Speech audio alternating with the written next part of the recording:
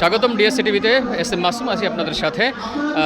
আমি এখন দাঁড়িয়ে আছি বাগেরহাট জেলা অডিটোরিয়ামের সামনে। আমার পিছনে আপনারা দেখতে পাচ্ছেন যে এখানে একটি বড় ধরনের প্রোগ্রাম অনুষ্ঠিত হচ্ছে, যেটা হচ্ছে কন্টেন্ট ক্রিয়েটর মিট আপ 2025, এবং এটা আয়োজন করেছে বাগেরহাট জেলার কন্টেন্ট ক্রিয়েটর কমিউনিটি।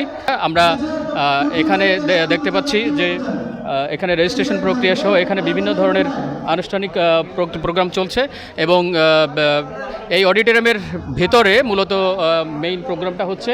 তো এখানে আমার আশেপাশে প্রচুর কন্টেন্ট ক্রিয়েটর রয়েছেন, যারা ইতিমধ্যে অনেকে সফলতা পেয়েছেন, কেউ সফলতার সিঁড়ি বেয়ে উঠতে চাচ্ছেন। আমরা কথা বলবো সেই সমস্ত কন্টেন্ট ক্রিয়েটরদের সাথে, তাদের স্বপ্নগুলো সম্পর্কে আমরা জানবো।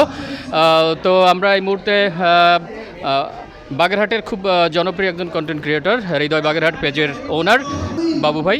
তা বাবু ভাইয়ের সাথে আমরা আজকের এই প্রোগ্রামটা সম্পর্কে কথা বললাম। বাবু ভাই, আসসালামু আলাইকুম।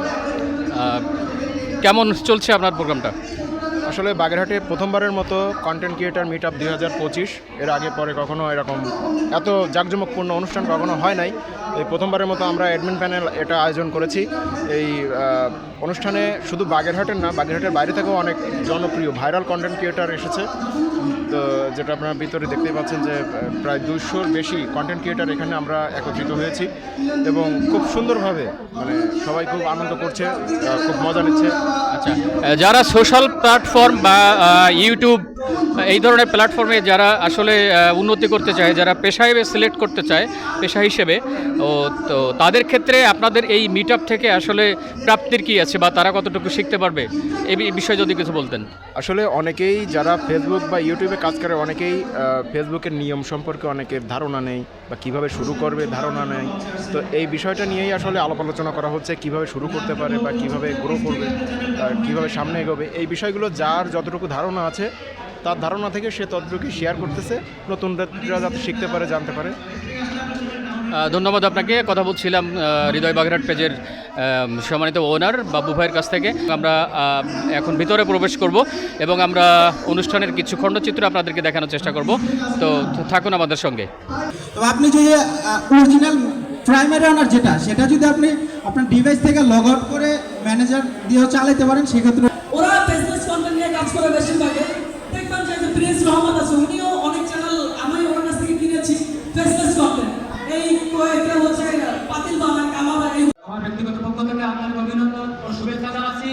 আমি একজন ছোট কন্টেন্ট ক্রিয়েটর ভাই। আমি একটা ছোট প্রোফাইল নিয়ে কাজ করি। আমি এই প্রোফাইলে অবশ্যই একটা প্রোফাইলে নাকি ক্যাটাগরি দিতে হয়। আমি এখানে ফানি ভিডিও বানাই, আমি যা পারি তাই আমার নিজের ভিতরে আমি নিজেই ভিডিও তৈরি করি। এখন কী ধরনের ভিডিও, আমি কোনো এক লাইনের ভিডিও বানাবো না, আমি যা পারি তাই। এমন কোনো একটি পরামর্শ দিবেন আমি কী ধরনের ভিডিও যদি আমি আপলোড করি আমি তো সফলতা অর্জন করতে পারবো?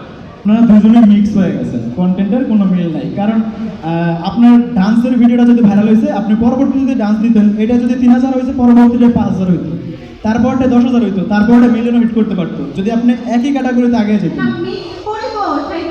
মিক্সড করা যাবে না। আপনি রান্নার ভিডিও করেন, রান্নার ভিডিও করেন, আপনি ডান্স করেন, ডান্সের ভিডিও করেন।